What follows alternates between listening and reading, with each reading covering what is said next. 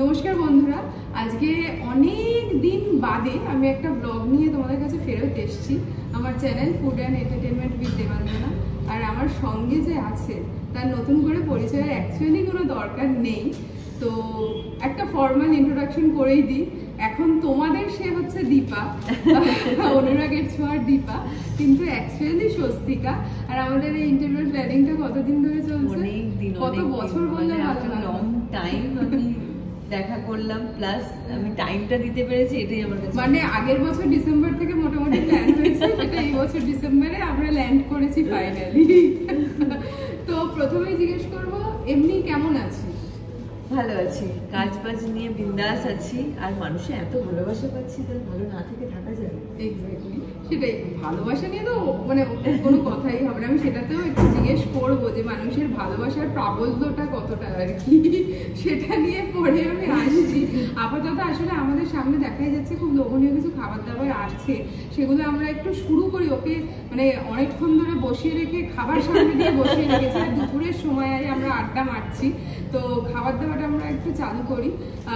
আমি ওকে সার্ভ করে দিই অ্যাকচুয়ালি, আমি যখন ওকে ডেকে খাওয়াচ্ছি তো ট্রাই করছি। হ্যাঁ, আমি দিচ্ছি। তুই এটা নিজে জাস্ট একবার খুলে দেখে নিতে পারিস, তারপর আমি তোকে পুরো ব্যাপারটা ট্রান্সফার করে দিচ্ছি। ব্যাপারটা বেশ সুন্দর। হ্যাঁ, এবার তুই এইটা থেকে চাটনিটা নিস, টেস্ট করিস ভালো। এটা এখানে মানে এইটা আর কি পুরোটাই তোদের মতো মানুষদের জন্য হেলদি ব্যাপার স্যাপার।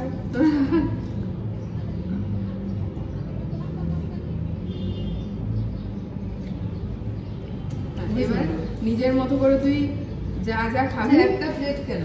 একটা প্লেট তো অবশ্যই রাখবেন, একটা প্লেট দেওয়া। আচ্ছা ঠিক আছে, কারণ মানে খেতে গেলে আর আমি কথাটা বলতে পারবো না। প্রথমত যেহেতু এটা ফেস্টিভ সিজন, তো আমি এমনি জাস্ট আমাকে একটা ফর্ম দিই। প্রথমে জিজ্ঞেস করবো যে এই সিজনের মানে হয় না একটা ফেস্টিভিটি মুড, কি মানে কি পরিকল্পনা এখন? দেখো, প্রথমত আমার পরিকল্পনা কিছু কিছু কনসার্ট, আমি সবগুলো অ্যাটেন্ড করতে পারি না ঠিক, যেহেতু কাজ থাকে আমাদের, খুব হেক্টিক স্কেডিউল থাকে, ছুটিটা খুব একটা পাই না। কিন্তু তার মধ্যেও চেষ্টা করি ছুটিটা আগে থেকে নেওয়ার, যদি জানতে পারি যে এই কনসার্ট হচ্ছে, সিঙ্গার দিলজিৎ এসেছিল, গেছিলিস ওখানে? আমি অনেক চেষ্টা করেছিলাম, খুব ট্রাই না। যাই হোক, আমার মেয়ে প্রচন্ড পাগল দিলজিতের, মানে আমার শোনা দেবপ্রিয়া। আচ্ছা, ওদের মা শাড়ি গেছিল একদম। আচ্ছা, ও গিয়ে খুব মজা করে এসেছে। আমি সেখান থেকে আমি ওর কিছু ক্লিপিংস দেখছিলাম, অ্যাকচুয়ালি নাচছে পাগলের মতো। হ্যাঁ হ্যাঁ, তো সেই জন্য। আর সামনে আরো একটা কনসার্ট আছে সুনিধি চৌহানের, সেটা চেষ্টা করছি এখনো অব্দি, দেখা যাক ছুটি পাই কিনা। ব্যাস, আর তারপরে তো সামনে 25শে ডিসেম্বর পিকনিক, তার মধ্যে আমাদের ইউনিক পিকনিক, আর একটা নতুন বছরটা একটু অন্যভাবে শুরু করার প্ল্যানিংয়ে আছি আপাতত। 3টে ছুটি অ্যাপ্লাই করেছে অনেকদিন আগে, সেটা ইয়েস। আর আমি সেই সময়, আমি যেহেতু পার্সোনালি খুব পাহাড় পছন্দ করি, তো চেষ্টায় আছি বছরের শেষটা এবং বছরের শুরুটা পাহাড়। তো তোর সব যারা ফ্যান্সরা আছে, যারা তোকে ভালোবাসে, তারা তার মানে ওই সময়টা প্রচুর পাহাড়ের জিনিসপত্র দেখতে পাবে তোকে রিলসের মাধ্যমে, এর মাধ্যমে। হ্যাঁ, ছবি তো আমি পোস্ট করি, মানে আমি চেষ্টা করি সবসময় না হলেও চেষ্টা করি সোশ্যাল মিডিয়াতে অ্যাক্টিভ থাকার। এবারে যে শীতকালে যাচ্ছিস, সেটা কোথায় যাচ্ছিস? আমাদের তো দার্জিলিং প্ল্যান আছে। খালি দার্জিলিং নাকি পুরো নর্থ বেঙ্গলে? নর্থ বেঙ্গল দেখো, দুদিনের আগে খেয়ে খা। আমি দুদিনে তো আমি কথা বলতে, দুদিনের ছুটি? দুদিনের, হ্যাঁ। আমি যাচ্ছি 30 তারিখ আর ফিরবো 2 তারিখ। তো ও বাবা, চাপ তো বটে, কিন্তু ছুটি যে পাচ্ছি এটাই আমার কাছে অনেক। এই দুটো ছুটিটাও না একটা মানে অক্সিজেনের মতো নেওয়া। এক্স্যাক্টলি, মানে আর বছরের শুরুতে, আর এমনিতে আমাদের সিরিয়ালে ব্যাংকিং এর খুব চাপ থাকে, তো তার মধ্যে ছুটিটা পাচ্ছি, এটাই অনেক বড় ভালো। আচ্ছা, আর এমনিতে তুই তো বোধহয় আগেও পাহাড়ে মানে? হ্যাঁ, মানে আমি যখনই ছুটি পাই দুদিনের জন্য হলে আমি পাহাড়ে যাবো। দার্জিলিং? সেটা দার্জিলিং হোক, এই তো বললাম না, একদিনের জন্য কিছুক্ষণের জন্য আমি সেটা ঘুরে এসেছি, সেটা একটা শো পারপাস দিয়েছিলাম। এটা তো ওর শীতকালের বা ডিসেম্বর আমাদের এই টাইমের টাইম। ও তার মধ্যে আরো একটা স্পেশাল আছে, যেহেতু আমি দার্জিলিং আর রায়দিঘি থেকে জয়নগরের ডিস্টেন্স খুব কম। তো জয়নগরের এই শীতকালে মোয়া, এইটা স্পেশাল অবশ্যই। ছোটবেলা থেকে ওটাই মানে শীতকালে আমার কাছে ওটাই স্পেশাল।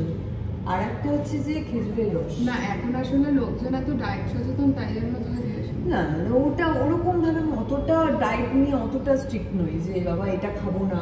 আচ্ছা, সপ্তাহে একদিন তো চিনতে থাকি, বিরিয়ানি কি তাহলে খাবো না? তার মানে তুই যখন রায়দিঘিতে যে যেটা আমরা শুনি আর কি, জয়নগরের যেটা মোয়া স্পেশাল, মানে সেটাই তোরা পাস আর কি, মানে যেটা স্পেশাল এত বড় বড় সাইজ হয়। এক্স্যাক্টলি। তো ওটা শুধু আমি একা খাই না, আমি চেষ্টা করি আমার অনুরাগের সময় সবাই, হ্যাঁ সবার প্রত্যেক বছর সবার জন্য নিয়ে আসি। তোরা এই তার মানে এর মধ্যে যাবিও আর কি গিয়ে। তো একদিন ডেট ফিক্স করে গিয়ে নিয়ে আসি। বাহ, ভালো কথা। তো রায়দিঘির কথা যখন উঠলো, আমি যেটা মানে ভাবছিলাম, যেটা অ্যাকচুয়ালি ওকে জিজ্ঞেস করা একটাই কারণে, তো মানে তোর যেটা ব্যাপার, আমি তোর সঙ্গে এখন যারা মানে অভিনয় করতে চাইছে, খুব ছোট না করেই বলছি, সাদা, তুই নিজের মানে একটা অতিরিক্ত, আর তোর নিজেকে বলবো না যে তুই ধর খুব সুন্দরী বা খুব কিছু নয়, তুই যেটুকু করেছিস সেটা নিজের অভিনয়ের জোরে করেছিস, ঠিক আছে, নিজের পরিশ্রম করে করে। এবার অনেকে এটা ভাবে যে ডার্ক কমপ্লেকশন, যেটা শ্রুতির সঙ্গেও হয়, অনেক সময় হয়েছে, ফেস করছে, ডার্ক কমপ্লেকশন, সাধারণ দেখতে, আমাকে কি কাজে নেবে, এটা প্রচুর, মানে আমি নিজে ফেস করেছি। আমাকে অনেকে বলে, ধর আমাকে কি করে নেবে দিদি, তুমি যে কি বলো না, আমার মধ্যে কি আছে, মানে আমরা কি কাজ পাবো, এবং তার মধ্যে একটা ছোট শহর থেকে আসা, মফস্বল থেকে উঠে এসে কাজ করা, এইটা একটু করে তুই বল। মানে তোর রায়দিঘি থেকে আজ কলকাতায় একটা লিডিং চ্যানেলে 2 বছর ধরে টানা কন্টিনিউশন চলছে, 2.5 বছর, আই থিঙ্ক 3 বছর, হ্যাঁ 3 বছর তার লিড, এবং একটা কনসিস্টেন্সি মেনটেন হচ্ছে পুরো। যেমন এই যে জার্নিটা, এইটা কিভাবে পসিবল হলো? দেখো, প্রথমত ছোটবেলা থেকে ইচ্ছে ছিল, নাচ গান নিয়েই বড় হয়েছি। পড়াশোনাটাও তার মধ্যে মধ্যে অবশ্যই, পড়াশোনার প্রতি ইন্টারেস্ট একটু কম ছিল, বাট করতে হবে ভালোভাবেই। প্রত্যেকটা মানে ক্লাসেই আমি ভালোভাবেই জেগেছিলাম। যাই হোক, এইভাবে স্কুলটা কমপ্লিট করে দেন আমি যখন কলকাতায় আসি, কোনটা চাই লাইফে করতে, একদমই তাই। তো আমি যদি দেখি যে আমি পড়াশোনাতে কিছু করতে পারবো না, আলটিমেটলি আমার দ্বারা জব করা পসিবল না, আলটিমেটলি আমার দ্বারা পুলিশ হওয়া পসিবল না, আমার যেটা ইচ্ছে আমি সেটা করবো। ছোটবেলায় থেকে কি এটাই মানে একটা, হ্যাঁ ওটাই বলছি যে ছোটবেলা থেকে নাচ গান এইসব থেকেই বড় হয়েছে। তো বাবা মাও ফুল সাপোর্ট করেছে সেই একদম ছোট্ট থেকে। আর সব থেকে বড় কথা, আমার থেকেও বাবা মা, মানে আমার যতটা জানি তার সাথে সাথে বাবা মায়েরও ততটাই জানি, 1% কম না। তো আমি মনে হয় রায়দিঘিতে নিজেদের বাড়ি টাড়ি সবকিছু ছেড়ে রেখে দিই এখানে, বুঝতে পারছো? তো এটা শুধু আমার স্যাক্রিফাইস না, আমার ফুল ফ্যামিলি স্যাক্রিফাইস। তা বাড়ি ছেড়ে দিয়ে আমি জাস্ট ইন্টারাপ্ট করতে পারি, কি জয়েন্ট ফ্যামিলি? আচ্ছা। তো আমরা এখন এই মুহূর্তে আমরা 5 জন।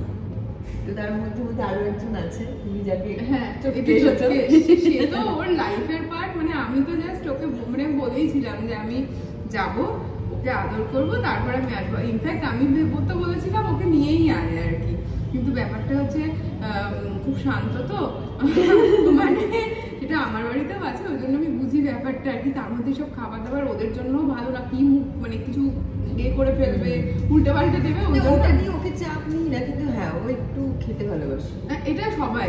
আর নতুন জিনিস ট্রাই করবে না, এটা হয় না, ওকে আবার সব দেওয়া যায় না, ওটাই ব্যাপার। কিন্তু ওদের তো একটা স্বাভাবিক, মানে ওর সামনে কিছু খেলে একটু বকা দিলে চলে যায় ঠিকই, বাট আমরা চেষ্টা করি ওই ট্রেনিংটা দেওয়ার, যে বাইরের লোক এলে তাদের সঙ্গে এরকম করতে নেই, সেটাও বোঝে।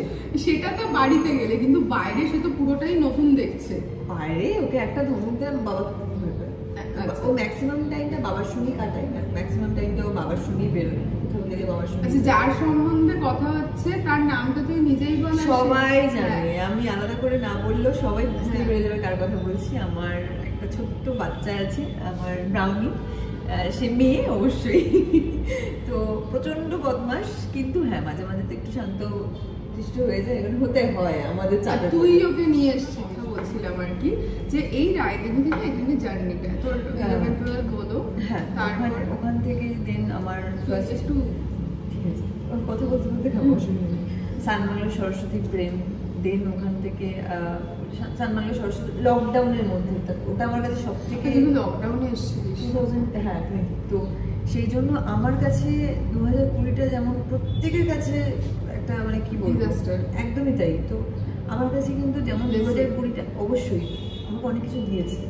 ফার্স্ট প্রজেক্ট, অভিনয় জগতে ফার্স্ট পা রাখা 2020তে। তো ওই লকডাউনের মধ্যে ওই মানে একটা চারিদিকের পরিবেশটা এতটা, প্রথম যে যেটা বললি তুই সরস্বতী প্রেম, সেটা কিভাবে? সেটা না অদ্ভুতভাবে হয়েছে। আমি চ্যানেল মানে সানবাংলা চ্যানেল থেকে একটা বিয়ে দেওয়া হয়েছিল, অ্যাড দেওয়া হয়েছিল। হ্যাঁ, তো সেখান থেকে একজন কাস্টিং ডিরেক্টর আমার সাথে যোগাযোগ করে, আমি ওনার সাথে যোগাযোগ করেছিলাম, আমার ফেসবুকেই ছিলেন। তো আমি যোগাযোগ করি যে এরকম আমি কাজ করতে চাই, তো কী করতে হবে তার জন্য। তো ঠিক আছে, তুমি একটা মেল করো, তুমি একটা অডিশন দাও একটা। তখন তো কি হতো মানে আমি তো গিয়ে অডিশন দিতে পারবো না, কলকাতায় আসার তখন উপায় ছিল না, ট্রেন বন্ধ, বাস বন্ধ, সব কিছু বন্ধ। হ্যাঁ, বাড়ি থেকে একটা ইন্টারভিউ দিই, তো ওতে পছন্দ হয়, তো আমাকে ডিরেক্ট চ্যানেল ডাকে। তখন ওই লকডাউনের মধ্যে আমি একটা গাড়ি ভাড়া করে আমি কলকাতায় আসি, সানের অফিসে এসে আমি কথা বলি। তারপরে ওখান থেকে আবার 10-15 দিন ওয়েট করতে করতে এক জায়গা হয় আর প্রথমবার গান কি মানে আদৌ পাবো কিনা হাল ছেড়ে দিয়েছিলাম। 10 দিন 12 দিন পেরিয়ে যাচ্ছে, তো 15 দিন 20 দিনের মাথায় এসে আমাকে বলা হয় যে তুমি একটা যুদ্ধের জন্য সিলেক্ট হয়েছো। তো আমার প্রথমে একটু ইচ্ছে ছিল যে প্রথমে একটা লিঙ্ক দিয়ে শুরু করি, কিন্তু তারপর ডিসিশনটা চেঞ্জ করলাম এই কারণে, কারণ আমার কোনো অভিজ্ঞতা ছিল না ক্যামেরার সামনে দাঁড়াবো কি করে, অত বড় চ্যালেঞ্জটা আমি অ্যাকসেপ্ট করতে পারবো কি না, কারণ হিরোইনটা প্রচুর খাটে। আমি শুনতে পারি, প্রত্যেকে ইন্টারভিউ দেখতাম, ওগুলো নিয়ে অলরেডি আমার তখন রিসার্চ চলছে আর কি। তো আমি বললাম যে না, তাহলে একটা ছোট্ট রোল নিয়ে শুরু করবো, তারপর দেখা যাক না, যদি কপালে থাকে। মানে ছোট ক্যারেক্টার কিন্তু টানা ক্যারেক্টার এরকম ছিল। হ্যাঁ, হিরোর বোন ছিলাম। তো তারপর বলতে গেলে এটা ভালোই হয়েছে। ওটা কত বছরের প্রজেক্ট ছিল? কত বছর না, কয়েক মাসের ছিল, যেহেতু সেকেন্ড লকডাউনটা তারপরে কিছুদিন পড়ে গেল, বন্ধ হয়ে গেছিল, নাহলে অনেকদিনই চলার কথা ছিল। তো যাই হোক, ওখানে একটা খুব মিষ্টি বুবলি বলে একটা ক্যারেক্টার ছিল আমার, চ্যালেঞ্জিং ছিল, কারণ ওই মেয়েটা হাঁটতে চলতে পারতো। হ্যাঁ, তো এইটা একটা চ্যালেঞ্জিং ক্যারেক্টার ছিল। সেকেন্ড আমার কালার্স বাংলা দত্ত আর মোমো বলে একটা প্রজেক্ট, ওখানে জুড়বো, ওখান থেকে আমি স্টারের ব্রেকটা পাই। আচ্ছা, এই যে তুই জার্নিটা বললি, আমি এটাই জাস্ট বলবো, তোর মতো অনেক প্রচুর মেয়ে এরকম আছে যারা এরকম মফস্বল থেকে বল বা একটু ভেতরের সাইড থেকে বল বা কলকাতাতেই আমি বললাম একদম সাধারণ দেখতে শুনতে, কিন্তু তাদের অভিনয়টা তারা মানে কালচারালি হয়তো খুবই তারা চায় যে মানে কাজ করি, ভালো কাজ পাই, কিন্তু তারা কিছু মানে ধর 1-2 বছর 1-2 বছরও না, 5-6 মাস ওয়েট করে তারা আশাহত হয়ে পড়ে আর কি, কোথাও থেকে কিছু পাচ্ছে না, বা 1 বছর 2 বছর আমি কোথাও থেকে কিছু পাচ্ছি। হ্যাঁ, প্রচুর আছে। তো তাদের তুই কি বলবি, মানে তারা মানে যে ধৈর্য ধরে, তারা কি অপেক্ষা করবে, মানে তাদের কি বলে তুই মোটিভেট করবে?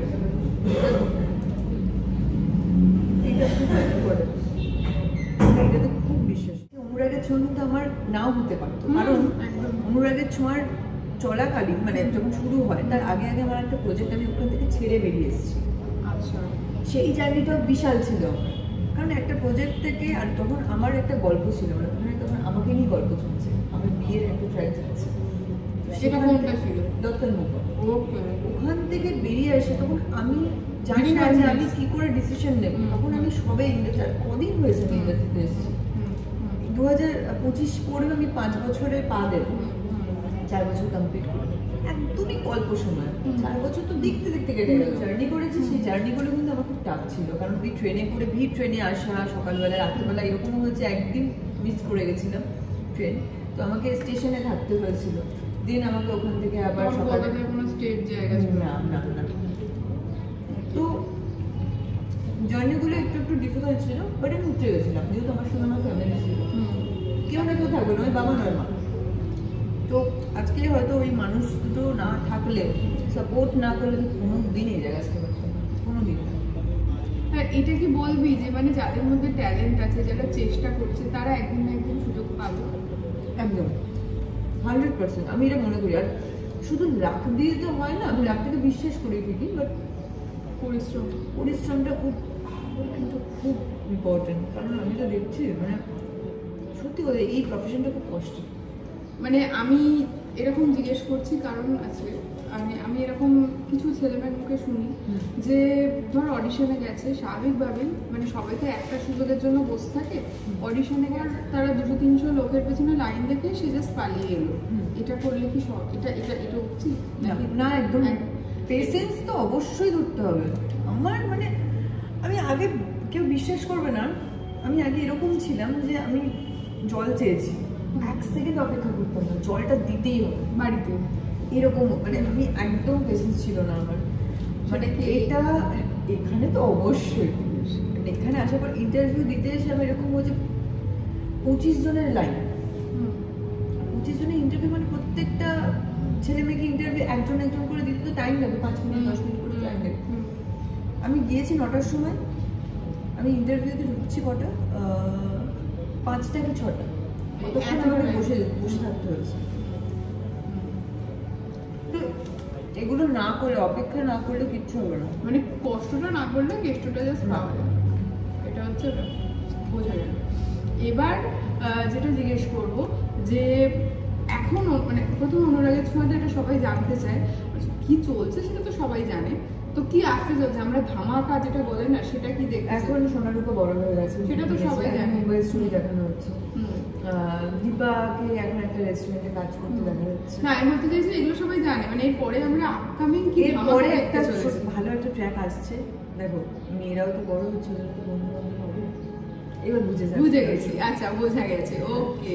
আচ্ছা মানে এবার বাবা মারা নিজের ওই জামাই বাছাইয়ের পথে আছে আর কি, সেটা আস্তে আস্তে এখন ভাবা হচ্ছে, আমি জানি না সেটা কতটা ফাইনাল কি বৃত্তান্ত কি, এরপরে আই থিঙ্ক এরকম একটা ট্র্যাক আসবে। আচ্ছা এই যে দুটি মেয়ে, তো তাদের সম্বন্ধে একটু বলো। এক হচ্ছে আমরা ক্যারেক্টার নেম তো আমরা জানি, যে অলি হচ্ছে দেবপ্রিয়া, দেবাদ্রিতার বোন, দেবাদ্রিতাকেও সবাই চেনে, ওর সঙ্গে কেমন সম্পর্ক, কেমন কি চলে সেটা শুনতে চাই একটু। খুবই ভালো, কিন্তু মানে পর্দায় তো আমরা যদি ফাটাফাটি কাণ্ড হচ্ছে, ওইটাই তো সামনে উঠে সেটা মানে সামনে যেটা হয় না, একদম না। ওর ফার্স্ট হবে গুড মর্নিং, এসে একটা হাগ, আর ও যখন তখন এসে হাগ করে। তোকে কি মা বলে মানে বাইরে? না মা বলে, মা বলে আচ্ছা ও দীপাবলিও ডাকে না, স্বস্তিকা বলেই ডাকে। অ্যাকচুয়ালি আমরা বন্ধুর মতো মিশি সবার সাথে, এরকম নয় যে সিনিয়র। ওরা তো দুজনে পরে এসছে, ওদের সঙ্গে সেই ওদেরকে না আমি আমার এখন ওই ব্যাপারটা চলে এসেছে, মা আমার ব্যাপারটা চলে এসেছে, মানে তুই মায়ের মতো করে, মানে মেয়ের মতো করে ট্রিট করি। আচ্ছা ওই দুজনে মানে একদম আমার দুজন আমার মেয়ে, ওরকমভাবে ট্রিট করি। আমরা জানি, আমরা ইভেন এরকমও, মা তুমি খেয়েছো, এইভাবে বলি ওকে, এইভাবে দুজনকে ট্রিট করি, মা তুমি ঠিক আছে তো, কোনো অসুবিধা হচ্ছে না তো, এইরকম। হ্যাঁ ওরা ওরকম ভাবে মিশে আমাদের সঙ্গে, মানে আমার সঙ্গে নবর সঙ্গে, আমি আর নব তো আমরা তো সবাই এক ঘরে বসি, আমি আর নব দুজন মা, আর দুটো মেয়েকে দেখি, ও দেখে হচ্ছে দুজনে দেখে এরকম। যেটা যে সোনার ক্যারেক্টারটা অ্যাকচুয়ালি মানে জয়ী আর কি, ও তো অভিষেকদার মেয়ে, তো হ্যাঁ রূপা, ওর তো একটা ব্যাকগ্রাউন্ড মানে প্রচন্ড হেভি ব্যাকগ্রাউন্ড আছে, তো ওকে মানে ওর তো অভিষেকদাকে আমরা খুব কম বয়সেই হারিয়েছি আর কি, ওর সেখান থেকে এখানে আসা প্রথম কাজ, ওর সঙ্গে কেমিস্ট্রিটা একটু বল, আর ও কেমন মানে একটু জানতে চাই। দেখো প্রথমত সবাই জানে যে একটাই মেয়ে, তো একটু তো অবশ্যই একটু তুলোর মতো হবেই, তো আমরাও না সবসময় ওকে সেটাই চেষ্টা করি তুলোর মতো করে রাখতে, ও যেন কখনো এটা ফিল না করায়, মানে আমরা করতে দিই না যে ও বাড়ি ছেড়ে অন্য কোথাও আছে, কারণ 14 ঘন্টা ওকে ওখানে থাকতে হয় আমাদের মতো, সেকেন্ড ফ্যামিলি যাতে ও ফিল করতে পারে সেই ফিলটা আমরা দেওয়ার। যেমন অভিষেকদার মেয়ে, ও সেই ব্যাপারটাকে কিছু নিয়ে এসে যে মানে আমি একটা এরকম না, এইটাই প্লাস পয়েন্ট। আচ্ছা যে ওর মতো ওই ব্যাপারটা নেই। সব থেকে খুব ভালো লাগার একটা বিষয়, প্রথম শট যখন ও ক্যামেরার সামনে আসে, বাবার ছবিটাকে রেখে বাবার ছবিকে মানে বাবার সঙ্গে মনে অনেকক্ষণ কথা বলে দেন ও শট দিতে গেছে, এই যে ব্যাপারগুলো না ওর মধ্যে আছে, আর ওর মধ্যে কখনো ওই ব্যাপারটা দেখিনি যে আমার বাবা স্টার ছিল, আমার বাবা এই বলে আমিও স্টার, কোনো দিন না, কখনো না। আর ও মিশতে খুব ভালোবাসে। ও প্রথম দিনে আমাদের সঙ্গে যেভাবে মিশেছে, প্রথম দিন যেভাবে সবার সঙ্গে আলাপ করেছে নিজে থেকে, সেটা তোরাও সেইভাবে মানে আমরা সেই জন্য কখনো ওকে এটা বুঝতে দিই না বা বুঝতে দেবো না। ফিউচার বড় যদি কখনো ওর সাথে কাজ করি, কখনো বুঝতে দেবো না যে বাবা তুই আমাদের বাইরে কেউ, যেগুলো ফ্যামিলি আছে। দুপুরের খাবারগুলো মেন কোর্সে চলে এসেছি। স্বস্তিকা সামনে তো দেখতেই পাচ্ছি মানে লুচি ফুলকো ফুলকো রাখা আছে, একদিকে মাখন রাখা আছে। তো তুই একটু বল তুই কি পছন্দ করিস? লুচি আমি খুব একটা ভালোবাসি না, বাট তাও ওই চলে মাঝে মাঝে। মানে যখন ওই লুচি প্রেমী হয় তখন ওই ঠিক আছে 10টা। হ্যাঁ, দেখে তো কিছু সেটা আজ থেকে প্রায় আমি বলছি 2-3 বছর আগের কথা বলছি। আমরা সময় শুরু হওয়ার আগে এবার হয়েছে 10টা লুচি খেয়েছি। কিন্তু তাও মানে সেটা এইটুকু সাইজের লুচি ছিল, এইরকম বড় বড়। আচ্ছা আচ্ছা আচ্ছা। এমনি মানে এমনি কি তুই খেতে ভালোবাসি? এমনি আমি সত্যি কথা বলতে বাঙালি খাবার, মায়ের হাতে পাতলা মাছের ঝোল, ভাত, আর মা একটা খুব স্পেশাল আমার জন্য যেটা বানালে খেতে ভালোবাসি, খিচুড়ি। খিচুড়িটা আমার মানে লাগবেই লাগবে, সপ্তাহে একদিন আমি খিচুড়ি খাবো। তুই কোথায় ভেজ বলি, আমি যদি বলি চিকেন মাটন এগুলোর মধ্যে চিকেন মাটনটা খাই, বাট আমি একটু মানে ভেজ খাবারটা বেশি পছন্দ করি। আর চিকেন মাটনের যদি বলি কোনটা ফেভারিট? বোথ। আর মাছ? মাছ নিয়ে কোনো কথা হবে না, মাছ সব মাছ খাই। যেহেতু আমার গ্রামের বাড়িতে মানে আমার এরকম হচ্ছে সপ্তাহে আমার 5 দিন মাছ লাগবে। মাছটা ইম্পর্টেন্ট। তোর মুখে যেটা বুঝে মানে শুনলাম বুঝে আর কি, কাকিমা মনে হয় খুব ভালো রান্না করে না? হ্যাঁ, সেটা নিয়ে আমার কোনো ডাউট নেই, সেটা নিয়ে কোনো অবজেকশনও নেই। তোকে তো বাড়িতে পায় না কাকিমা, তো আমাদের সঙ্গে আরো খাবার আসছে, দেখিনি ব্যাপার। এখন লুচি কেন এটা হলো লুচা। ওইটা লোচা লুচাটা মানে সাইজটা? আচ্ছা এটা শেপটা খালি ডিফারেন্স। আমি দেখি এটা হচ্ছে গোল, এটা গোল বলে এটা লুচি, আর শেপটা ডিফারেন্স বলে এটা হচ্ছে লোচা। লুচির সঙ্গে লোচা হয়ে গেছে, ঠিক আছে? এটা হচ্ছে ব্যাপার। যাই হোক, হ্যাঁ কাকিমা সব থেকে বেস্ট আইটেম কোনটা রান্না করে? মার হাতে কি বলবো, মায়ের হাতে ঘরোয়া খাবার দাবার মা খুব ভালো করে। কলকাতায় আসার পর চাইনিজগুলো একটু একটু করে ট্রাই করছে। যেমন এখন আমার জন্য খুব ইম্পর্টেন্ট ওই খাবারটা বানাতেই হবে, চিকেন স্যালাড। ওকে। চিকেন স্যালাড ওটা এখন বানাতে হয়, আমার পাল্লায় করে এখন হয়েছে, যেহেতু একটু ডায়েট। হ্যাঁ, তো ওইটা একটু রাতে অ্যাকচুয়ালি দরকার নেই, ওরকম মনে হয় ডায়েটটা একটু করি বলেই এখন এরকম আছি, না হলে মানে এমন সব খাবার রাখা আছে আর কি, এগুলো সামনে রেখে আর কি শুধু কথা বলা যায় না, তাই আমি ওকে বলবো হ্যাঁ খাওয়াটা শুরু করবো, তারপর কথা বলি। এমনিতে তো যেটা কথা হচ্ছিল আর কি, কাকিমা তো মানে শুটিং এর জন্য তো তোকে রেঁধে খাওয়ানো যেটা সেটা তো পায় না আর কি। অ্যাকচুয়ালি বোধহয় রাত্রির ডিনারটা বাড়িতে আজকে পেয়েছো, তুমি আমাকে টেনে নিয়ে চলে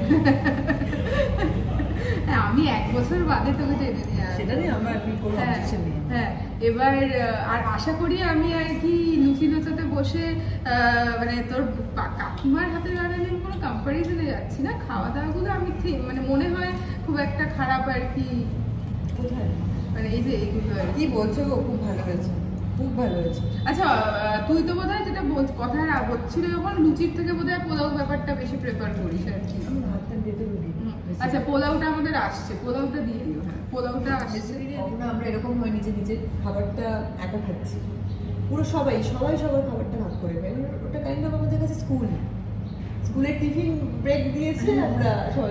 তুই তো বাড়ি থেকে আর কে কি মানে কিরকম নিয়ে আসে সব বাড়ি থেকে? আমাদের দেবপ্রিয়া চিকেন খেতে ভালোবাসে, ও সব সময়। আর চিকেন এরকম না সবসময় চিকেনের কষা বা চিকেনের ঝোল এরকম কখনোই জানে না। ও সবসময় চিকেনের বিভিন্ন রকম আইটেম। আচ্ছা, ও তো বোধহয় আমি যতদূর জানি রাখতেও পারে। হ্যাঁ, খুব ভালো রান্না করে। সত্যি আমি মিস করে যাচ্ছি, ও খুব ভালো রান্না করে। মাঝে রান্না করে আমি জানি দিদি পারে না, কিন্তু আমার লিটারালি ওর সামনে মাঝে মাঝে লজ্জা লাগে। তুই এত রান্না পারিস, আমি কিচ্ছু করতে পারি না। ও অনেক ছোটবেলা থেকেই পারে। হ্যাঁ, আর ওকে একটু মানে ওকে দেখে মনে হয় একটু ঘরোয়া একটু সংসারী টাইপ। তুই রান্না করতে পারিস? আমি লকডাউনে না একটু শিখেছি, আবার ভুলে গেছি। রান্না কেউ শিখলে আবার ওটাই হয়েছে, আমি প্র্যাকটিস নেই তো। আচ্ছা, কোনো রকম ভাবে আমি মানে এরকম হয়েছে, আমি এত কাজে ব্যস্ত যে কখন গিয়ে যে আমি রান্না করবো, আলাদা করে একদিন ছুটি না তুই ধর যে টাইমটা মানে এখানে যখন শিফট করলি পুরোপুরি সে তো ঠিক আছে, কিছু কিছু সময় তো এরকম হয়েছে হয়তো 2-1 দিনের জন্য একা বাবা মাকে ছেড়ে থাকতে হয়েছে, যেটা আমার মানে খুব কম সময়ে খুব ভালো খাবার আমার মনে হয়, পুষ্টিকর খাবার। আচ্ছা, আর যদি বলিস যে তুই সব থেকে ভালো কি রান্না করিস, মানে যদি বলি ম্যাগি। অসাধারণ যে সবাই স্বস্তিকা ইনভাইট করলে স্বস্তিকা ম্যাগি আমি বিভিন্ন রকমের বানাতে। আর এইটা যেহেতু ক্রিসমাস টাইম আর কি আমি জিজ্ঞেস করছি কোনো বেকিং এ তুই আর একটা চামচ দিয়ে তোল না? কিছু না, আমি তুলে দেবো একটা, কোনো অসুবিধা নেই, আমি একটু একটু করে খাই। আচ্ছা হ্যাঁ, ক্রিসমাস সিজনে আসছিলাম, ক্রিসমাস সিজনে আমরা তো কেক, মাফিনস, কুকিজ এইসব অনেকে সবাই বানাতে পারে, তুই সেসব? আচ্ছা, খেতে আমি না পেটুক নই, মানে কেক টেক ভালোবাসিস? হ্যাঁ মোটামুটি, মানে আমি বেস্ট বলছি না, এমনি ফ্রুট কেক করবো, যেহেতু তোর সব থেকে দীপার বই তুই যে ভালোবাসাটা পেয়েছিস সেটাই তো সবার কাছ থেকে এই ভালোবাসাটা প্রচন্ড ভাবে পেয়েছিস দীপা। তো আমি একটু জিজ্ঞেস করবো তোর যারা ভালোবাসায় স্নেহ করে এরকম প্রচুর মানুষ আছে, তো কিছু ঘটনা এরকম থাকে না যে যে ভালোবাসাটা মানুষ মানে মনে একটা থেকে যায়, মনে দাগ কেটে যায়, এমন কোনো ঘটনা, এরকম কোনো ঘটনা আছে? কিছুদিন আগে একটা ঘটনা, সেই মেয়েটা আমাকে আমার সঙ্গে এয়ারপোর্টে দেখা হয়েছে, আমি লাস্ট যেদিন যাচ্ছি কোচবিহারের শো করতে,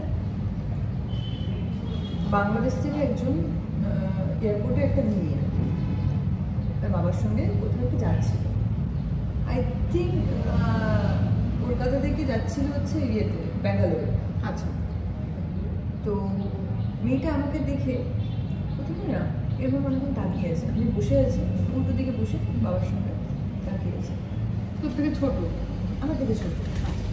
এবার সে কোন থেকে ভাবছে যেহেতু আমার টিভিতে আমাকে ইয়ে দেখে কিন্তু চাপা রাখে, এখানে না প্রথমে বুঝতে পারছি না অনেকক্ষণ ধরে দেখে দেখে যখন আমি উঠে যাচ্ছি তখন বলছি শোনো শোনো শোনো শোনো, এসে আমার হাতটা চেপে ধরলো, বলছি তুমি দীপা? বলছি যে হ্যাঁ। আমি তুমি দীপা? হ্যাঁ, আমি বলছি যে হ্যাঁ কেন বাবা? বলছে তখন না মানে ওনার কান্নার মতো অবস্থা, ওর লিটারালি মানে ও যেন কি দেখে ফেললো এরকম, মানে এটা আমার কাছে যে কত বড় একটা পাওয়া যে কেউ আমাকে দেখে এরকম ভাবে মানে কান্নার মতো অবস্থা হয়ে গেছে তার, যে সে ভাবতে পারছে না সে আমাকে দেখছে। বলছে আমি কত ভেবেছিলাম তোমাদের স্টুডিওতে যাবো, তোমার যেখানে শুটিং হয়, কিন্তু আমি ভাবিনি যে এইভাবে এখানে দেখা হয়ে যাবে, তোমার সঙ্গে একটা ছবি তুলি বলছি হ্যাঁ তোলো, এরকম করার কিছু নেই।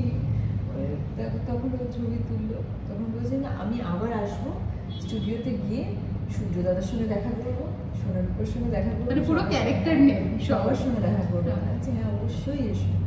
তাহলে স্টুডিও নাম বললাম যে এইভাবে যেতে হয়, যেভাবে আসবে আমাকে অবশ্যই একটুখানি বললাম, ইনস্টাগ্রামে তখন ইনস্টাগ্রামে আমাকে ফলো করতে বললাম, আমি ফলো ব্যাক করলাম, এই নিয়ে মাঝে মাঝে কথাও হয়। কেউ কেউ আবার দেখি আমার ছবি এঁকে আমাকে পাঠায়, এঁকে আমার ওগুলো খুব ভালো, মানে এগুলো সত্যি কথা বলতে কাইন্ড অফ ভালোবাসা তো অবশ্যই দেয় ওরা, আমাদের পিছনে যতটা টাইম দেয়, এখন মানুষের হাতে টাইম কোথায় বলে তো কিছু করার, এটা সবটা নিজের জন্য টাইম করা, নিজের মানে নিজের কথা ভেবে টাইম বের করতে হয়। আমরা তো নিজের জন্য টাইম বের করবো তখন সেটা ভেবেই পাগল হয়ে যাই। তো কেউ যে আমাদের জন্য এতটা টাইম দিয়ে এতটা এফোর্ট দিয়ে একটা ছবি আঁকছে, সেটা তো অবশ্যই মানে একদম সেলফলেস, মানে এটা তো ওদের একদমই না, এটা শুধুমাত্র আমাকে ভালোবেসে করছে। তো এইগুলো মনে হয় যে অবশ্যই স্পেশাল। এইটা তুই বলছিস এর মাঝখানে আমার জাস্ট মনে হলো, যেহেতু আমি একটু যুক্ত আছি এইসব কাজের সঙ্গে এবং লেখালেখির সঙ্গেও যুক্ত, তো আমাকেও কিছু লোকজন মানে বলে যে তুমি একে চেনো ওকে চেনো, তো এই আমার প্রচুর বাংলাদেশ থেকে ছেলে মেয়ে হাত দিচ্ছে, একদমই হ্যাঁ দরকার নেই, বাঙালি মানে হাত দিই, আমি ভাবছিলাম যে কখন আমি হাতটা দেবো। না ঠিক আছে, তো মানে বাংলাদেশ থেকে প্রচুর আসে। এবার তুই নিজেও হয়তো জেনে থাকবি বাংলাদেশে একটা খুব খারাপ সিচুয়েশন চলছে এখন, তো মানে সেই ব্যাপারে তোর কাছে কিছু মানে তোদের যেহেতু প্রচুর ওখানকার মানুষ প্রচুর ভালোবাসা দেয়, এখান থেকে অনেকের সাথে আমার মাঝে মাঝে কথা হয়, অনেককে বলেছে যে আমরা সেফ থাকবো, আর যাই করো দেখো প্রতিবাদ করতে হবে, কারণ প্রতিবাদ ছাড়া এখন আমাদের যে জেনারেশন, প্রতিবাদ ছাড়া আমরা মুখ বন্ধ করে থাকার কিন্তু আমরা মানুষ নই। আমাদের জেনারেশন একদম। আগেকার জেনারেশন হলে কি হবে, প্রতিবাদ হতো কিন্তু অনেক কিছু মুখ বুঝে, বিশেষ করে মেয়েরা মুখ বুঝে সবটা মেনে নিত। এখন কিন্তু সেই জায়গাটা নেই। এরকম কি কোথাও গিয়ে মনে হয়েছে যে একটা কিছু পরিস্থিতির শিকার ওরা হয়ে পড়ছে? অবশ্যই তো হয়েছে, না হলে কেউ কি ওখান থেকে পালিয়ে আসে বলে ভাবে? এক্স্যাক্টলি, আমি এই পয়েন্টটাতেই মানে, কারণ আমার এরকম হয়েছে, এই আমাকে ইনস্টাগ্রামে লিখছিলে দিদি, মানে আমি ওয়ার্ডটা মানে কথাগুলোর মানেটা ঠিক বুঝতে পারলাম না, কারণ আমরা তো নিউজে অন্যরকম দেখছি। এরকম বলছে যে দিদি জানো তো এটা না এরকম নয়। বাংলাদেশে এখন যেরকম সিচুয়েশন, এখন অনেকটা পরিস্থিতি এখন অনেকটা শান্ত হয়েছে। ইন্ডিয়াতে কি? হ্যাঁ, সেটাও সব জায়গাতেই আছে, মানে যেটা কিছুদিন আগে ঘটে গেল। সবার মেন্টালিটি তো সমান নয় না, আমাদের পশ্চিমবঙ্গেই একটা ভয়ঙ্কর ঘটনা ঘটে গেছে। এক্স্যাক্টলি, এত বড় একটা ঘটনা যেটা সারা বিশ্ব কাঁপিয়ে গেছে, একদম ওয়ার্ল্ড ওয়াইড নিউজ হয়েছে। তো কতটা লজ্জার ব্যাপার, কতটা লজ্জার ব্যাপার। একটা সব থেকে বড় একটা হাসপাতালে, রাস্তার ঘটনা নয়, রাস্তায় এরকম প্রচুর ঘটনা আমরা শুনেছি। সাধারণ মানুষ বলে তো যে মানে একটা হাসপাতালে যদি এই হয় তাহলে মানুষ কোথায় সেফ ফিল করবে? হাসপাতালে যদি এরকম একটা সিচুয়েশন হয়, মানুষ রাস্তাঘাটে বেরোবে কি করে? যার জন্যই কিন্তু মেয়েরা রুখে দাঁড়িয়েছিল, যার জন্য মেয়েরা পথে নেই, মেয়েরাও কোথাও গিয়ে স্বাধীন হতে চায়। 4 মাস হয়ে গেল, এখনো সত্যি কথা বলতে কোনো একদম কংক্রিট কোনো রেজাল্ট এখনো আসেনি না। মানে আমরা না অনেক কিছু বলি, অনেক কিছু করার চেষ্টা করি, কিন্তু আমরা একদিনে বলে কি সবটা পাল্টে দিতে পারবো? যদি সেটা হতো না, তাহলে মানুষ প্রত্যেকটা মুহূর্তে প্রতিবাদ করতো, প্রত্যেকটা মুহূর্তে মানুষ কাজ ছেড়ে দিয়ে রাস্তায় দাঁড়িয়ে থাকতো। এটা হয়েওছে, কি রেজাল্টে এলো বলো তো? আলটিমেটলি এখনো কি আমরা সেফ আছি? না, এবং আমার তো মনে হয় কিছু বিচার এলেও তারপরেও সেফ হবো না। হবো না তো। এক্স্যাক্টলি, এটা ওই যে বলছে কিছু কিছু মানুষের মেন্টালিটি, যাদের মানসিকভাবে অসুস্থ। সুস্থ মানুষ নয়, সুস্থ মানুষ হলে কখনো এরকম ঘটনা ঘটাতে পারে না। আর রইল বাকি, আমি কোনোদিনই এই ব্যাপারে কখনো কোথাও কথা বলিনি, রাজনীতি বা এই সেই। আসলে এটা না রাজনীতির অনেক ঊর্ধ্বে উঠে গেছে, এবং আমি ওই যে বললাম না, আমি কখনো ওই রাজনীতির ব্যাপারে কোনোদিন কথা বলিনি, বলতেও চাই না। যাই ব্যাপারই হোক না কেন, আলটিমেটলি দিনের শেষে আমরা মানুষ। তুমি কোন প্রফেশনে আছো, কি কাজ করছো, কি করছো না করছো, এটা ম্যাটার নয়। সবার আগে তুমি মানুষ। তো তুমি নিজেকে যে মানুষ বলছো, অ্যাকচুয়ালি তুমি মানুষ কি না সেটা তুমি কাজে করে দাও। আর আমাদের কথা ভাবো তো, আমরা নাইট শুট করছি, হ্যাঁ এরকম হয়েছে এটা ফাঁকা জায়গায় আমাদের নাইট শুট হচ্ছে। এবং একটা আমি নিজে ইন্ডাস্ট্রির সঙ্গে যুক্ত বলে বলছি, একটা খুব অনেক মানুষের এরকম ধারণা যে ইন্ডাস্ট্রি একটা ভীষণ খারাপ জায়গা, আনসেফ জায়গা, মানে যত নোংরা কাজ এখানেই হয়, কিন্তু ব্যাপারটা কিন্তু আদৌ আমার মনে হয় সেটা নয়। আমার তো মনে হয় ইন্ডাস্ট্রিতে বরঞ্চ সবকিছু অনেক সামনাসামনি হয়, অনেক সরি। তুই ভবিষ্যৎটা কি দেখছিস, কি বলবো? ভবিষ্যৎ আলটিমেটলি কিছু আমরা তো এটা ভেবে বসে থাকতে পারি না যে ভবিষ্যৎ কি হবে, ভবিষ্যৎ অন্ধকার, কিছু করতে পারবো না, কি করবো পরবর্তীকালে, কি কাজ পাবো, আদৌ পাবো কি না, পড়াশোনাটা শিখে রাখি, কাজ যদি নাও পাই এই প্রফেশনে, কারণ এই প্রফেশনটা আমাদের এক্স্যাক্টলি প্রফেশনালি এটা নিয়ে কথা ছিল। তুই নিজে যেটা বলছিস যে একটা আনসার্টেনিটি তো আছেই, তো মানে এটা কি কোথাও গিয়ে ভয় হয় যে আজ থেকে 5 বছর বাদে প্রত্যেকেই পায়। এখন কাজের যা অবস্থা না, মানে আমি এখন একটা কাজ করছি, এই কাজটার পরে গিয়ে আমি জানি না পরে কি হবে, কিন্তু এটা ভেবেও তো বসে থাকতে পারি না যে কাজ পাবো না। ঠিক আছে, বসে থাকি, কিন্তু অনেকেই করছে, অনেকে করে, বাধ্য হয়ে এরকমও হয় প্রফেশন চেঞ্জ করে দেয়। তারপরে তো হাল ছাড়লে চলবে না, কারণ আমি প্রফেশনকে আমি কাজটাকে ভালোবাসি, এই কাজটার জন্য সব কিছু ছেড়ে এসেছি। তো এত সহজে তো হাল ছাড়লে চলবে না। তো এগুলো আর সব থেকে বড় কথা, আমার এখন মানে আমি কি ফিল করি জানো তো, মানে আমি সেটা খুব মানি যে ফিউচারে কি হবে দেখা যাবে, আমি প্রেজেন্টটাকে এনজয় করি। আমি এখন যেভাবে চলছি, আমি আমার লাইফস্টাইল, আর আমি সব সময় চেষ্টা করি, আমি খুব ভয় পাই এটা ভেবে যে এখন যদি আমি আমার লাইফস্টাইলটা চেঞ্জ করে দিই, সেলিব্রিটি আমি অভিনেত্রী, আমি সেলিব্রিটি বলে আমার লাইফস্টাইলটা চেঞ্জ। আমি নর্মাল খাবার দাবার খাবো না, বড় রেস্তোরাঁয় গিয়ে খাবো, ব্র্যান্ডেড জিনিসপত্র পরবো। পরবর্তীকালে গিয়ে দেখা গেল আমার কাজ নেই, তখন গিয়ে আমি লাইফস্টাইলটা মেনটেন করবো কি করে, এটা ভেবে আমি খুব ভয় পাই। তো আমি না ওরকম আমি বলবো না যে আমি ব্র্যান্ডেড জিনিসপত্র করি না, বাট আমি খুব চেষ্টা করি যতটা নর্মালভাবে চলা যায়, যতটা নর্মাল মাটিতে পা রেখে চলা। এক্স্যাক্টলি। আমি কখনো যেন এটা ফিল না করি আমি তো সেলিব্রিটি, চল আমি এখানে ছাড়া রাস্তার কোনো খাবার খাবো না, আমি তো সেলিব্রিটি, আমি 5 স্টার হোটেল ছাড়া থাকবো। এই ব্যাপারটা না মানে এইগুলো ভেবে আমি খুব ভয় পাই মাঝে মাঝে। না তুমি চাই না, আমাদের আড্ডা শেষ হবে। এই ব্যাপারটা আমি কখনো নিজের মধ্যে আনবো না।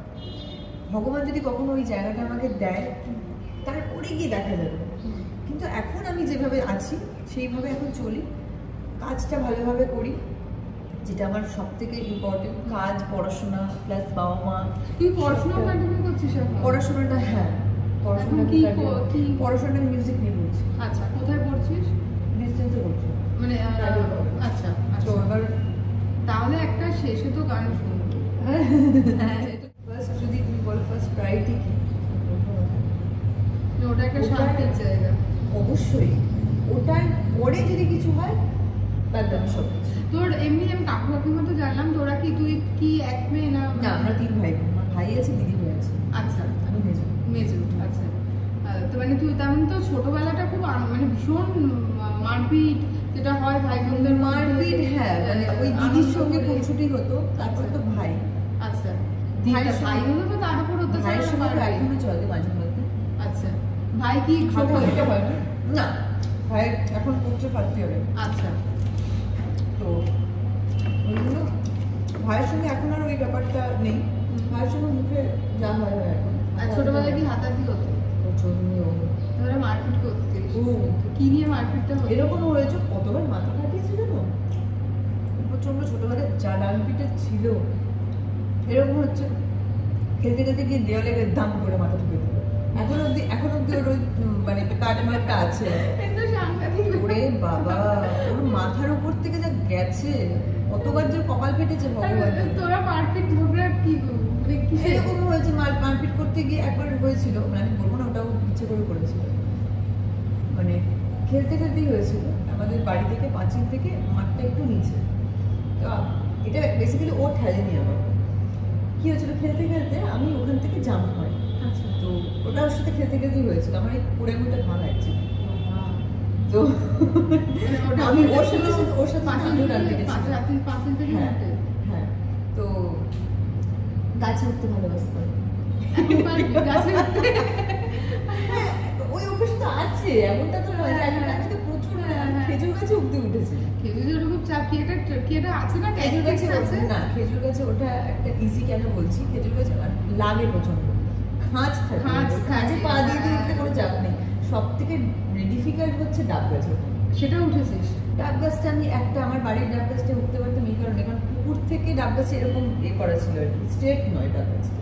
তুই যখন বলছিস আমার না এটা শুনেই মনে হচ্ছে বেশ একটা বাগান ফিলিংস আছে। আমার বাড়িতে বাগানই বলতে পারো, আমার বাড়িটা পুরো আশেপাশে সব কটা ফল ফুল সব গাছ পাবেন। আমাদের মোটামুটি খাওয়া দাওয়া শেষ হয়ে গেছে, আমরা যেমন খাওয়া দাওয়ারও একদম শেষ প্রান্তে, এটা এখন আমি বসে আছি, আর ইন্টারভিউরও আবার একদম শেষ প্রান্তে। তো একটা ছোট করে র্যাপিড ফায়ার করি আমরা। তাহলে আমার র্যাপিড ফায়ারের প্রথম প্রশ্ন থাকবে হচ্ছে, অনুরাগের ছোঁয়া দীপা, যেহেতু অনুরাগের ছোঁয়া নিয়ে একটা হোক, দুটো অপশন দিই অ্যাকচুয়ালি। তোর সবার সঙ্গেই তো দেখতে পাই আমরা ইনস্টাতে সম্পর্ক ভালো, তো আমি যদি চয়েস করতে বলি, ধর অহনা, মিলি, এই দুজনের মধ্যে যদি কাউকে বেছে নিতে পারি। এরকম আর বলাটা খুব মুশকিল। অহনা না মিলি? দুজনেই আমার খুব প্রিয়। আচ্ছা, তাহলে আলাদা করে কারণ তাহলে একজন নাম বলবো ও রাগ করবে। দুজনের সঙ্গে বন্ডিং আমার খুব ভালো, দুজনে খুব ভালো বন্ধু। আর দুই মেয়ের মধ্যে? দুজনেই, সব দুজনের মধ্যে একদম সেফ। সেফ না, মানে সবার সঙ্গে আমার সম্পর্ক এত ভালো, আমি কারোর নাম ছেড়ে কারোর নাম আমি অ্যাকচুয়ালি রাগ করবে না তুমি আমার, তার মানে আমার আচ্ছা, আর এবার যেটা তাহলে জিজ্ঞেস করে একটু বড় দিকে যাই, আমি যদি বলি আমাদের বাংলা সিনেমার দুজন হিরোর নাম বলছি, যিশু না পরমব্রত? যিশুদা, অবশ্যই যিশুদা। কি সুন্দর হেসে বললো যিশুদা। আচ্ছা, এবার অনির্বাণ নাম। এ বাবা, এ দুজনেই আমার খুব প্রিয় মানুষ, দুজনেই আমার খুব প্রিয় অভিনেতা। আমি কার নাম ছেড়ে কার নাম বলবো? যিশুদাটা খুব সুন্দর বলেছে। আচ্ছা, এর যিশুদাকে আমার ছোটবেলা থেকে খুব ভালো লাগে, খুব ভালো লাগে। আচ্ছা, তাহলে একটু বলিউডে যাই আর কি। হ্যাঁ। বলিউডের প্রশ্ন করি, শাহরুখ খান না আমির খান? শাহরুখ খান। বিশাল, মানে শাহরুখ খানের। হ্যাঁ, একদম। ওকে, আচ্ছা, রিসেন্টলি যদি বলি, রিসেন্টলি আমাদের মানে বেশ কিছু ভালো ভালো ফিল্ম রিলিজ করেছে আর কি। তো আমার খুব ভালো লেগেছে লাপাতা লেডিস। ওটা আমি হলে গিয়ে দেখেছিলাম, অনেকে হলে গিয়ে দেখেনি, মিস করে গেছে। পরে সবাই ফোনে দেখেছে, কিন্তু আমি হলে গিয়ে দেখেছি, ভালোভাবে দেখেছি, আমার খুব ভালো লেগেছে। তাহলে আর বাংলায় যদি জিজ্ঞেস করি, রিসেন্টলি কি দেখেছিস? বহুরূপী নিয়ে যেটা অবশ্যই বহুরূপী দেখেছি, আর বহুরূপীতে আমি একাই দেখেছি। আচ্ছা, বহুরূপী মানে সব থেকে বড় কথা, আমি সিনেমা দেখতে গেলে খুব কম হয়েছে আমি বন্ধুদের সঙ্গে গিয়ে সিনেমা দেখতে, একা দেখি। কারণ আমি যখন সিনেমা দেখবো ওটা ওই টাইম, ওটা সবসময় আমি চেষ্টা করবো যে আমি ওই টাইমটা কারোর সঙ্গে শেয়ার করবো না। মুভিটা আমি ভালোভাবে দেখবো, একটা সিন মিস করবো না কোনো ভালো মুভি দেখতে গেলে। আর যখন দেখছি যে হ্যাঁ একটা, যেমন এই পুষ্পা 2 রিলিজ করে গেছে, আমি এখন দেখতে যাইনি, ওটা বন্ধুদের সঙ্গে যাই। ওটা তো একদম হ্যাঁ, ওটা একা একা বসে দেখা যায়। একদম সেটা ঠিক। আর যদি বলি যে যিশু আর তো ঠিক আছে, মানে আচ্ছা একটা জিনিস বল, আমি যদি বলি শ্রাবন্তী, শুভশ্রী, এদের মধ্যে কে বলবে? শ্রাবন্তী মিষ্টি নাই, শুভশ্রীও মিষ্টি, অবশ্যই শুভশ্রীর ব্যাপারটা একটু অন্যরকম। শ্রাবন্তীদের মধ্যে একটা মিষ্টি ব্যাপার আছে, এখন অব্দি আমি মানে এই মিষ্টি সুইটনেসটা না মানে শ্রাবন্তীদের মধ্যে আছে। আর শুভশ্রীদের মধ্যে যেটা আছে, আমি সবসময় শুভশ্রী খুব ভালো অভিনেত্রী, শ্রাবন্তীদের খুব ভালো অভিনেত্রী, কিন্তু শুভশ্রীদের মধ্যে একটা আলাদা ব্যাপার আছে। আমি ওরকম ভাবে দুজনকে আলাদা করে বলতে পারবো না, একে ভালো লাগে ওকে ভালো লাগে, দুজনকেই ভালো লাগে, দুজনে আলাদা আলাদা ভাবে ভালো লাগে। না, আমি যতদূর জানি, মানে তোরা ধর যখন কাজে তুই ধর কাজ করবি বলে ভাবছিস, তখন তো এদের দেখে দেখেই একটা হয় না, মানে স্বস্তিকা মুখার্জি, শ্রাবন্তী, শুভশ্রী, মানে এদের দেখেছিস। এবার হয় না, একজন থাকে যে একে দেখে আমি মানে এরকম হতে চাই, সেটা কাকে? ছোটবেলা থেকে ছিল আমি এরকম, আমি শুভশ্রীদের মতো হবো, শুভশ্রী, আমি শ্রাবন্তীদের মতো হবো, মানে হয় না, মানে এর মতো, মানে একজন যদি কাউকে বলি, ওটা তো ছোটবেলায় ছিল। এখন ধারণাটা বলতে গেছে। আচ্ছা, এখন ধারণাটা এটা যে আমি স্বস্তিকা হবো, স্বস্তিকা মুখার্জি যেমন নাম করেছি, আমি স্বস্তিকা ঘোষ নামটা করতেছি। স্বস্তিকা তো প্রচুর ইন্ডাস্ট্রিতে, স্বস্তিকা দত্তও আছে, স্বস্তিকা, এরপরে স্বস্তিকা, এটাই তো বিষয়। আচ্ছা, নিজের জায়গাটা কতটা করতে পারছি না। একদম। আচ্ছা, আমি যদি বলি মানে বাংলায় যে কজন কন্টেন্ট কাজ করছে আর কি, সেটা ধর আমি যিশু তো অবশ্যই আছে, ধর পরমব্রত, আবির, অনির্বাণ, এরা একটু অন্য ধারার সিনেমা তো করছে, মানে আগেকার যেটা ছিল মানে বুম্বাদা, জিৎ দেব, যে ওরা কমার্শিয়াল ঘরানা করতো। আই থিঙ্ক মানে তোর মানে এরকম যদি আমি বলি যে এর সঙ্গে আমি কাজ করতে চাই, এর হিরোইন হতে চাই, তাহলে কার হিরোইন হতে চাই? আমি কার হিরোইন হতে চাই? দেখো, আমি যাদের যাদের নাম বলবো, যে কোনো একজনের সঙ্গে কাজ করা মানে কিন্তু অনেক বড় একটা পাওয়া, কারণ ওনারা কিন্তু অনেক ভালো ভালো কাজ দিয়েছেন ইন্ডাস্ট্রিকে। তো অবশ্যই ওনাদের কারোর সাথে যদি আমি স্ক্রিন শেয়ার করতে তাও যদি বলি যে আমার একটা ইচ্ছে, আমার দেবদের সঙ্গে কাজ করার ইচ্ছে আছে, দেবদের সঙ্গে কাজ করার ইচ্ছে আছে, দেবদের সঙ্গে কাজ করার ইচ্ছে আছে। এবার দেখা যাক সবটাই। আচ্ছা, আরেকটা জিনিস জাস্ট মানে আমার এটা র্যাপিড ফায়ারও ঠিক মতো হচ্ছে না, অ্যাকচুয়ালি ইন্টারভিউর মতোই হয়ে যাচ্ছে। একটা জিনিস বল, হঠাৎ মনে হলো, তাই মানে তুই তো বাংলাতে আছিস, বাংলায় কমফোর্টেবল, কোনোদিন ইচ্ছা আছে মুম্বাই যাওয়ার? হ্যাঁ, বলার ইচ্ছে তো আছে, বাট তার জন্য নিজেকে প্রিপেয়ার করতে হবে। আচ্ছা, এবার আমি ধরে নাম অনুরাগের ছোঁয়া চলছে, শেষ হয়ে যাবে অনুরাগের ছোঁয়া, এর পরের ভবিষ্যৎ প্ল্যানিংটা কি? ভবিষ্যৎ প্ল্যানিং, দেখো ভবিষ্যতের কথা তো ওইভাবে আমি বলতে পারবো না যে আমি এটাই হব, আর আমি জানি যেটা আমাকে হতে হবে, সেটার জন্য আমি চেষ্টা করি। এখন প্রেজেন্টে থেকে আমি চেষ্টা করব, ভবিষ্যতে যদি ওটা আমার হয় ডেফিনেটলি চেষ্টা করতে হবে। আর এই প্রশ্নটা যদি আমি স্বস্তিকার ইন্টারভিউতে না করি, ওর ফ্যানেরা আমাকে জাস্ট মারবে। স্বস্তিকা কি এখন প্রেম করছে? প্রেম করার ইচ্ছা আছে, মানে রেডি টু প্রেম করার ইচ্ছে কার থাকে বলো তো? প্রেম করার ইচ্ছে সবার থাকে, কিন্তু সবকিছুর প্রপার টাইম আছে। মানে একটা তো ভীষণ, মানে এর আগে যে ফেসটা চলে গেছে, এখন সেটা থেকে তুই মানে মুক্তি পেয়েছিস আর কি। প্রচন্ড এই তোর অনুরাগের ছোঁয়া হিরোর সঙ্গে আমাদের প্রচন্ড মানে প্রেম টেম নিয়ে ব্যাপার হয়েছিল আর কি। আমি সবসময় বলে এসেছি যে দেখো ওরকম কিছু না, যদি হতোই আমি কেন চুপ করে থাকবো, কেন বলবো না? ইভেন এরকম নয় যে আমি হিন্ট দিয়েছি কাউকে বা ও দিয়েছে, সেটা তো নয়। আমি নাটাকে কেন অডিয়েন্স আমাকে বলছে যে এটাই আসলে তারা চাইছে আর কি, সূর্যদীপা সবকিছু তো চাইলে হয় না। তো না রে, তোর সিরিয়ালের যে হিরো তার সঙ্গে সম্পর্কটা কি? মারপিট ঝগড়াঝাটি? আমি কিছুদিন আগে একটা ইন্টারভিউ দেখছিলাম আর কি, মানে ও কি সব সেই ধুমতানা এপিসোড নাম দিচ্ছে, লাফালাফি করছে, মানে সম্পর্কটা কি বন্ধুত্বের তার মধ্যে মানে কিরকম, মানে দুষ্টু মিষ্টি, মানে টম অ্যান্ড জেরি সম্পর্ক?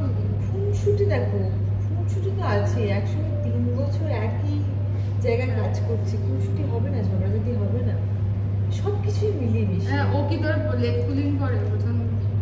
না করে না, ওরকম ভাবে করে না। আচ্ছা, মানে মেকআপ রুমেও করে না? এখন চুপচাপ হয়ে গেছে সবাই। তুইও চুপচাপ হয়ে? আমি তো চুপচাপ প্রথম থেকেই ছিলাম।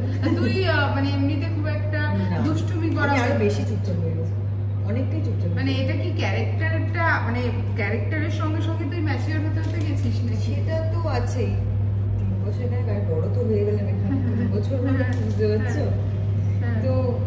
হ্যাঁ, মানে আমি আলাদা করে এক্সপ্লেন কি করে করবো আমি জানি না, চুপচাপ হয়ে গেছে অনেক কিছু পরিস্থিতি, আর সময়ের সাথে সাথে তার সঙ্গে সঙ্গে কাজের প্রেশার, এই সব মিলিয়ে মিশিয়ে অনেকটাই চুপচাপ হয়ে যায়। যাদের সঙ্গে তোর একটা ইন্ডাস্ট্রিতে বন্ধুত্ব তৈরিও হয়, তাদের মধ্যে আমি যদি বলি যারা খুব ভালো অভিনেত্রী বলে তোর মনে হয়, কাদের নাম বলবো? অন্বেষা হাজরা, টেলিভিশনে। আচ্ছা, খুব ভালো অভিনেত্রী, আমি সবসময় বলি। আচ্ছা, অন্বেষা হাজরা আছে, মানাবিদি আছে, বনানিদি আছে, আর কার নাম বলবো বলো? আর তোর অনুরাগের ছোঁয়াতে যদি আমি অভিনয়ের দিক থেকে বলি, সবাই তো ভালো অভিনেত্রী, আমি কাকে বলবো বলো তো? আমি কত ভালো, আমি খুব লাকি মনে করি যে এই প্রজেক্টে আমি কত ভালো আর্টিস্টের সাথে কাজ করেছি। রূপাঞ্জনা মিত্র, দেবদূত ঘোষ, অর্জুন দা, সবার সাথে, আমাদের বিমল দা, আমার বাবা যে হয়েছে, আমাদের মল্লিকা দি, প্রত্যেকে ভালো অভিনেত্রী, সবাই সিনিয়র, আর সবাই কত ভালো কাজ করেছে। মানে আমি ইন্ডাস্ট্রিতে আসার আগে ওনাদেরকে দেখি, আমি ছোটবেলা থেকে দেখে বড় হয়েছি। যারা অত হিট প্রজেক্ট দিয়ে এসেছে, অত ভালো ক্যারেক্টার করে এসেছে, তাদের সাথে কাজ করা মানে তো অনেক বড় পাওয়া। আর প্রথম লিড প্রজেক্টে এত ভালো কয়েকটাদের সাথে আমি কাজ করেছি, এটা তো। আচ্ছা, আমি কিছু ডিরেক্টরসদের নাম বলবো, ফিল্ম ডিরেক্টর এখন যারা কাজ করছেন। আমি যদি বলি তাদের মধ্যে একজনকে তুই বেছে নিবি যার সঙ্গে আমি প্রথমেই বলে দেবো রাজ্য। আমি বললাম রাজ্য। হ্যাঁ, আমি রাজদার সাথে কাজ করতে চাই, আমার ইচ্ছে আছে। আচ্ছা, তাহলে আমাকে এটা করতেই হলো না, প্রশ্নটা ও তার আগেই বলে দিয়েছে। আর তাহলে রাজ চক্রবর্তীর সঙ্গে কাজ করতে যাই, অ্যাজ আ হিরো তুই কাকে দেখতে চাস তোর সঙ্গে? আচ্ছা, সে যে কোনোই, মানে আমার কোনো ব্যাপার নেই, কিন্তু রাজদার সঙ্গে আমার কাজ করাটা ইম্পর্টেন্ট। এবার সেটা কে থাকবে আমার অপোজিটে, আমি আমার বেস্টটা দেওয়ার চেষ্টা করবো, যদি কখনো হয় যেই হোক না কেন, আমি অবশ্যই মানে আমার কাজটা নিয়ে আমি ভাববো। আচ্ছা, এবার একদম আমরা ইন্টারভিউ একদম শেষেতে আছি। তো স্বস্তিকা গান নাচ দুটোই ভালো মতো জানে, তো আমি তো এখন ওকে নেচে দেখাতে না, গানটাও প্লিজ করতে বলো না। আমি ছোট্ট একটা রিকোয়েস্ট করবো, একটা 2 লাইন একটু যদি আমরা শুনি আমার চ্যানেলের দর্শকদের। এটা তুমি আমাকে ফাঁসিয়ে দিলে কিন্তু। একটু না, গান নিয়ে পড়াশোনা হচ্ছে যেখানে, সেখানে তো একটা গান অবশ্যই একটুখানি 2 লাইন ছোট করে। আচ্ছা ঠিক আছে, আমি চেষ্টা করছি 2 লাইন গাওয়ার। জানি না কতটা ভালো গাইতে পারবো, কারণ সবসময় গলার পরিস্থিতি তো সেটা ঠিক আছে, সেটা সবাই আমরা adjust ঠিক আছে, করি। দু লাইন তুমি বলেছো, 2 লাইন। তুমি রবে নীরবে হৃদয়ে মম, তুমি রবে নীরবে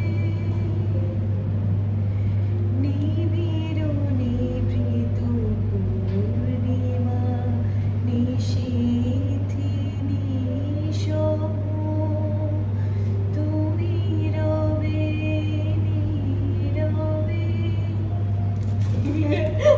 জানি না এটার পরে আমি আর বেশি কিছু কথাই বলবো না। আর গিয়েছে তার উপর রবীন্দ্রসঙ্গীত, আমি রবীন্দ্রসঙ্গীতের মানে আমি একটু মানে বায়াসটি বলতে গেলে অবসেসড আর কি।